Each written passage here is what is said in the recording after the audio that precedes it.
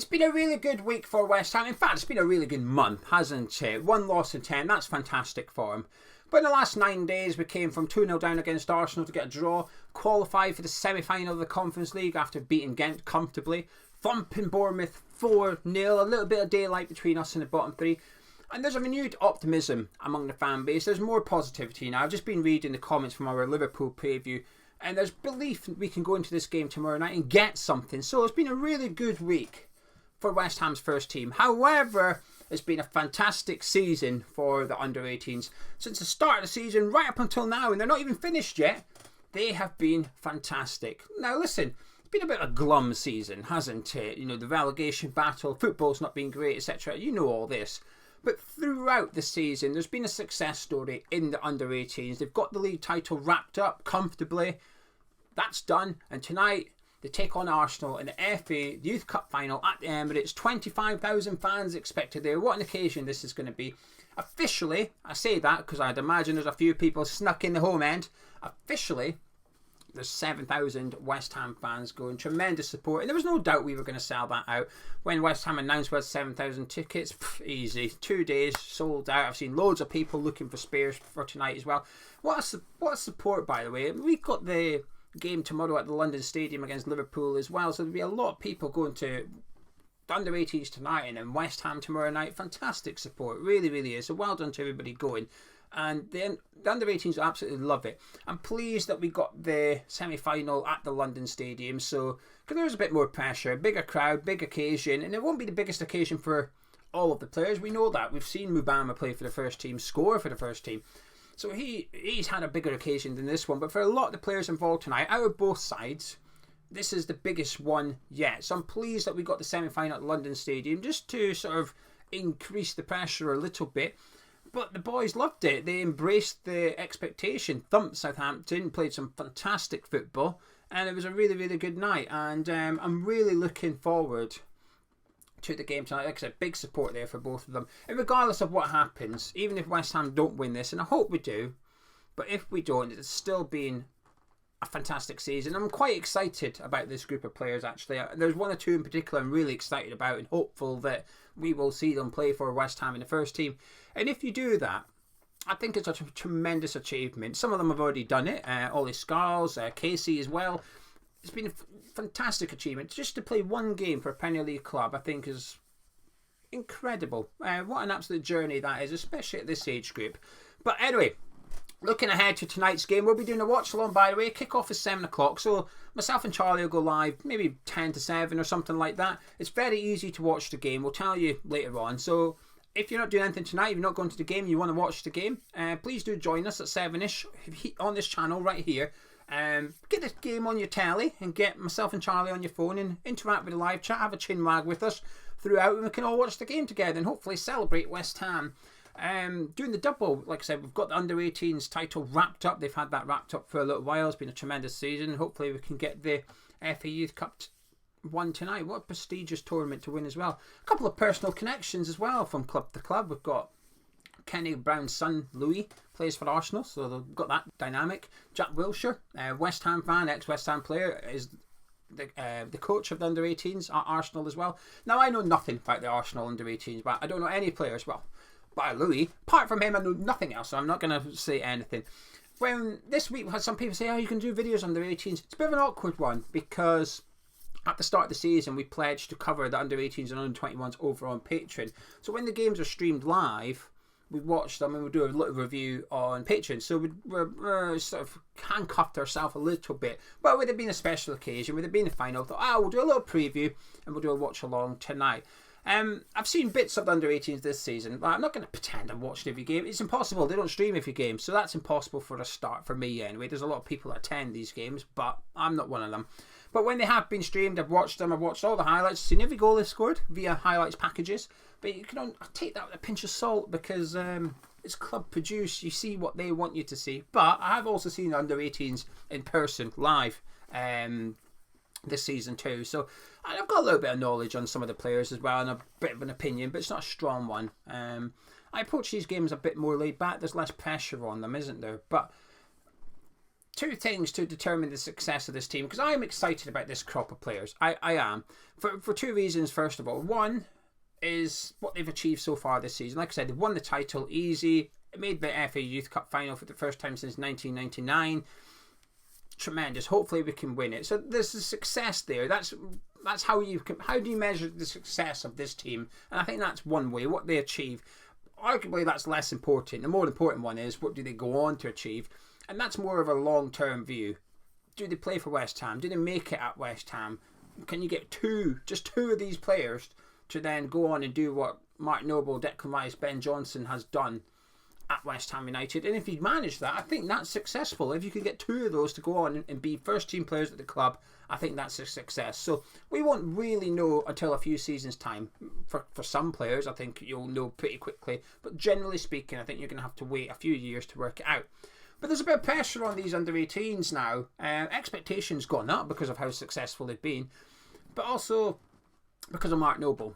Now, one thing I will say, because we do these videos, I've been fortunate to speak to a couple of parents of the under-18s about the team and about the sort of the mood and the culture, if you like, of the under-18s. And I'll be doing a video, one or two of them, soon. It's quite funny actually. They wanted to be humble. They didn't want to do any videos during the season because it's a case of let's win the title, see what we do in the FA Youth Cup, and then once the season's finished, they'll come on and do a couple of videos. So I'm looking forward to speaking to them actually, and find out a bit more about the team and the season so far, or the season as it is, as it'll be finished by then. So I've spoken to people, and when Mark Noble was made sporting director, just before he officially started his role, once Mark Noble hung up his boots and started getting involved a bit more in the infrastructure of the football club, there's been a lot more positivity in the under-18s. There's a lot more belief in the under-18s. Whereas previously, before, that pathway to the first team perhaps wasn't there, or they didn't believe it was there.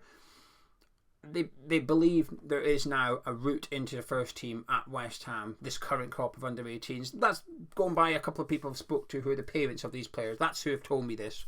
And that's really encouraging to hear parents speak that their kids believe there's now a route into the first team at West Ham. That's massive. I think that's really, really important actually, for them to have that belief.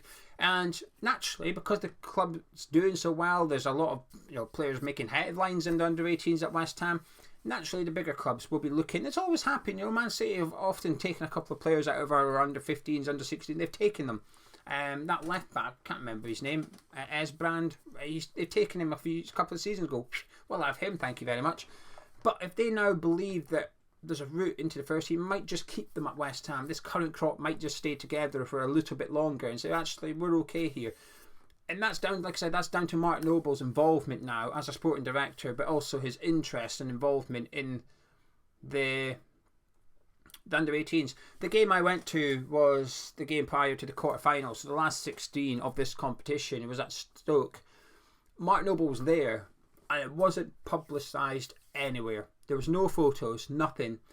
Mark Noble didn't do a tweet. The club didn't put up a picture of Mark Noble there. There was nothing. He was watching the game with, I don't know, a few of his friends, I assume. There was 5 of them or something. Just sat, watched the game, and he just left. That was it. There was no fanfare. There was nothing. And I liked that, because he's there for the right reasons then, isn't he? If the club started doing loads of tweets about showing you Mark Noble sat in the ground, you're thinking, yeah, it's nice for him to go, but is he there as a PR stumble? He wasn't, because there was no mention of it whatsoever anywhere. But I've seen him with my own eyes. He was sat watching the under-18s.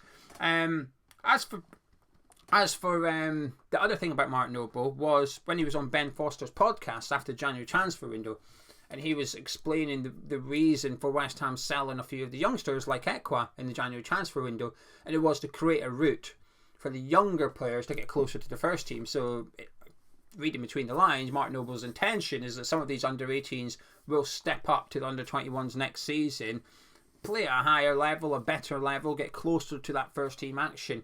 And that was it. So Mark Noble's given the reasons for some of the under-21s leaving, but now he needs to sort of justify it a little bit next season by seeing these players step up into the under-21s. We've already seen it.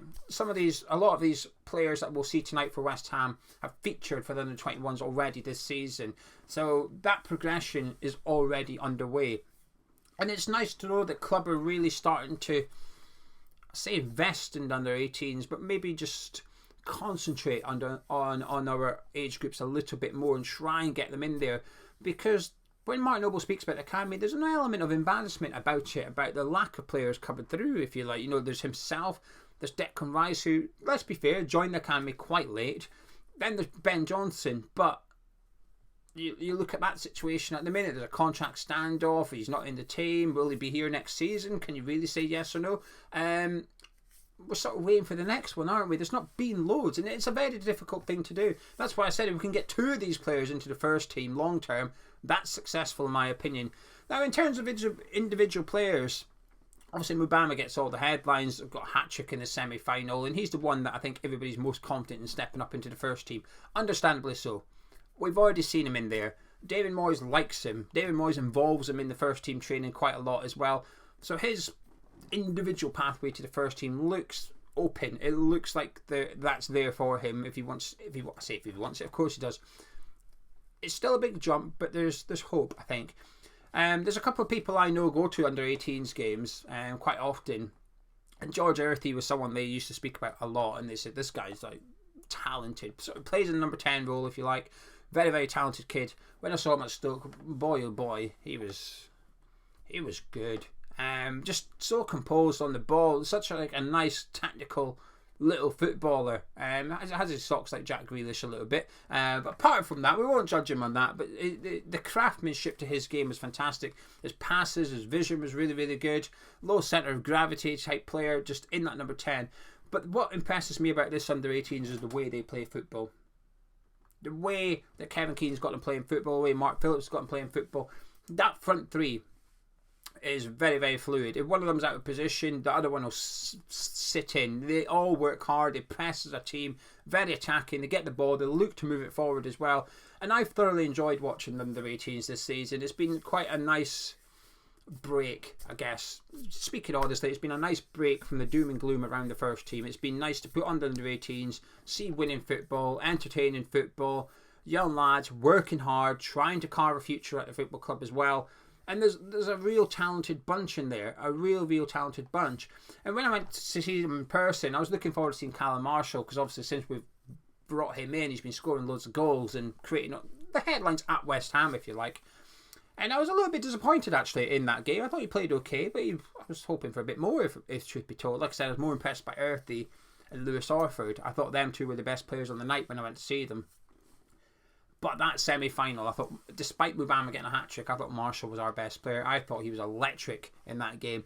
There's a lot of hype about a lot of these players already, and I don't want to keep on mentioning them, because I'll then mention 6, and there's 5 or 6 more that I haven't mentioned. I'll feel a little bit bad, truth be told. But Lewis Orford is another one who's got goals and assists from centre midfield this season. His family are big West Ham fans. It's a big West Ham family as well, and like I said, when I went to see him at Stoke, I didn't really see much of him, even through the highlights from the club and stuff. But when I sat there watching, he just dictated the tempo of the game. Whenever West Ham went forward, he was involved, breaking up play in the middle of the pitch, moving it really quickly as well. I was just really impressed by his maturity. Is that a fair phrase to use? But that's what I was impressed by. I felt like I was watching someone that was too good for the under 18s when I watched Lewis Orford play against Stoke. I thought he was brilliant. And then obviously we went and played Ipswich, went and played Southampton. In those games he played really well too. I think he scored the first goal against Stoke actually. I'm certain he did, and I think he set up the second one as well. I could be getting muddled up though. I'm certain he scored that first one. The cross come in, sort of on the right foot half volley, bang, back the net, set up Mubama's header as well. He just dictated play a little bit, and I was very impressed by that. And I thought he had a really good partnership with Patrick Kelly next to him as well. And the defence, again, is names that were known. Like Ollie Scarlett will be left back tonight, probably. We've seen him in the first team. Quite aggressive, I think. When I've seen him, he doesn't mind flying into a tackle. That's what I will say. Every game I watch, he always seems to be on the verge of picking up a card. But again, I don't mind it, because the under 18s, when I've watched them this season, not just West Ham, whoever we've played, it's been very honest. The football's been very honest, very fair, proper tackles, no diving, no rolling around the pitch or anything. It's been quite an enjoyable break, like I said, from the first team. But anyway, huge occasion tonight for both clubs. A fantastic occasion. Let's hope West Ham can get it done, because well, they deserve it, I think. I think they've had a really, really good season, and a massive success story. But 7,000 West Ham fans going tonight. If you are going, enjoy it. Absolutely enjoy the occasion. You don't know when the next one will be. Like I said, the last one was back in 1999. It's a long wait, so you don't know when the next one will be, because these players only get 2 shots at this cup because of their ages. You know, some very rarely get 3 shots at it, depending on how good you are and how young you are. But generally speaking, 2 years you get 2 shots at it. Some players only get 1 shot at it, and then they're too old for the competition. So it'd be a good occasion tonight. I'm really looking forward to watching it. Like I said, if you're around at 7 o'clock, please do come back and join myself and Charlie on the watch along. But yeah, well, good luck to the boys, and I hope they do it. But if not, it's still been a fantastic season for them. I'm really, really proud, and I'm looking forward to discovering more about these players as they develop their football, hopefully. That's what I meant to say, at West Ham. Anyway, drop a like the video, subscribe if you're new, catch you in a bit.